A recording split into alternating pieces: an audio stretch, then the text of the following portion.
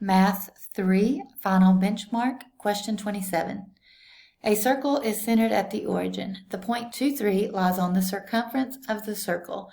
Which 2 points also lie on the circumference of the circle? All right, so 2 points. So we're looking for 2 answers here. You can see 3, 4, 3, 2, 2, 2, negative 2, 4, and negative 2, 3.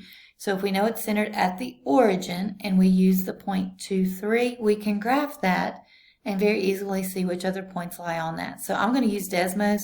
You will be provided with graph paper, so you'll have to use graph paper for yours.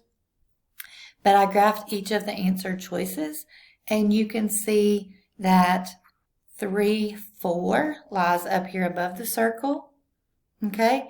And you can see that 3, 2 is actually on the circle, so that's one of our choices. The green one here, 3, 2, is on the circle. And then 2, 2, that's inside the circle, so that's not a choice. Negative 2, 4, that's above the circle here on the left-hand side.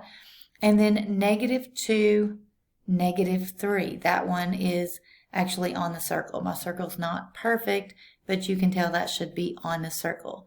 So the correct answers for number 27, the correct answer is B and E.